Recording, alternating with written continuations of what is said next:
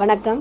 தமிழ்நாட்டை தன் காலனியாக மாற்றும் திட்டப்படியான ஒரு நடவடிக்கையே சென்ட்ரல் ரயில் நிலையத்தை தனியாரிடம் ஒப்படைக்க முடிவு. தமிழக வாழ்வுரிமை கட்சியின் வன்மையான கண்டனம்.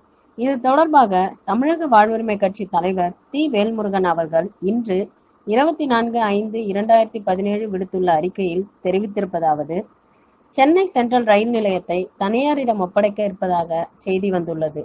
இதற்கான ஒப்பந்தம் வரும் ஜூன் மாதம் கையெழுத்தாக இருப்பதாகவும் அந்த செய்தி கூறுகிறது. அதாவது, சென்னை ரயில் நிலைய பராமரிப்பு பணிகளையும் ரயில் நிலையத்தை ஒட்டி காலியாக கிடக்கும் நிலங்களையும் 45 ஆண்டுகளாக தனியார் நிறுவனத்திடம் ஒப்படைக்கும் முடிவு. ரயில்வே நிர்வாகத்தின் இந்த முடிவை எதிர்த்து தெற்கு ரயில்வே ஊழியர் சங்கங்கள் ஆர்ப்பாட்டம் நடத்தின.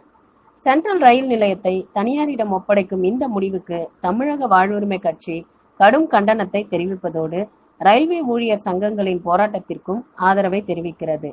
சென்ட்ரல் ரயில் நிலையத்தில் 12 நடைமேடைகளும் அதன் புறநகர் ரயில் நிலையத்தில் 5 நடைமேடைகளும் என மொத்தம் 17 நடைமேடைகள் உள்ளன.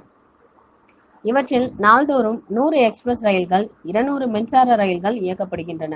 நாள்தோறும் 5 லட்சத்திற்கும் அதிகமான பயணிகள் புழங்கும் ரயில் நிலையம் இது.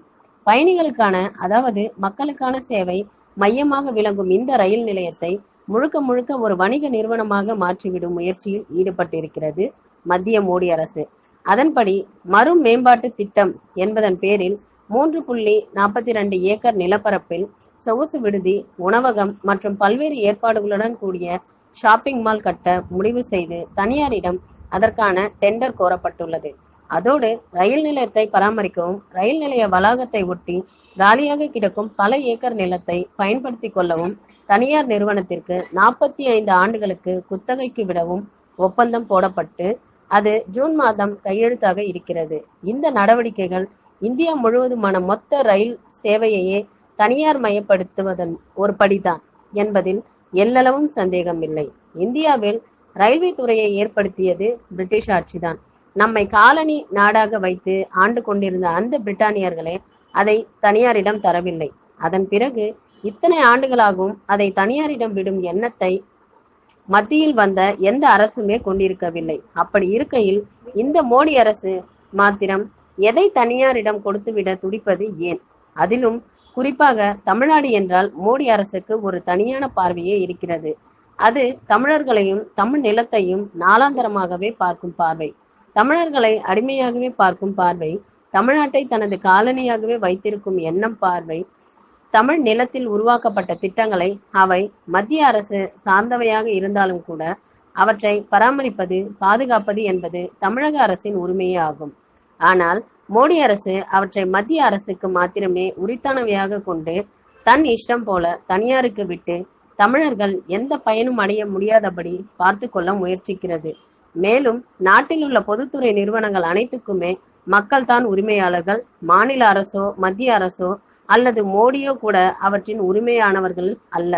அப்படி இருக்க பொதுமக்கள் மற்றும் அந்த துறையின் பணியாளர்கள் ஆகியோரின் உணர்வுக்கும் விருப்பத்துக்கும் மாறாக ஒரு சில தனியார்கள் மாத்திரமே கொழுப்பதற்கான நடவடிக்கைகளை மோடி எடுப்பது ஏன்? அது அரசு என்பது மக்களுக்கு பணியாற்றுவதற்கான ஒரு அமைப்பு என்பதுதான் ஜனநாயகம். அதை விடுத்து வியாபாரம் செய்யும் பணியில் அரசு இறங்குவது ஏன்? அந்த வியாபாரத்தையும் தனியாரிடம் விட்டு மக்கள் பணத்தை சூறையாட அவர்களை அனுமதிப்பது ஏன்?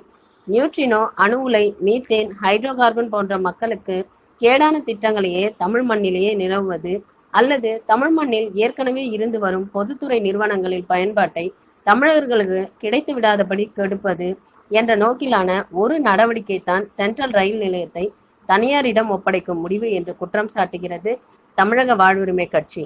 சரியாக சொல்வதென்றால் தமிழ்நாட்டை தன் காலனியாக மாற்றும் திட்டப்படியான ஒரு நடவடிக்கையே சென்னை சென்ட்ரல் ரயில் நிலையத்தை தனியாரிடம் ஒப்படைக்கும் முடிவு என்று தான் கருத வேண்டியிருக்கிறது. இதை வன்மையாக கண்டிக்கும் தமிழக வாழ்வுரிமை கட்சி உடனடியாக இந்த முயற்சியை கைவிடுமாறு வலியுறுத்துகிறது.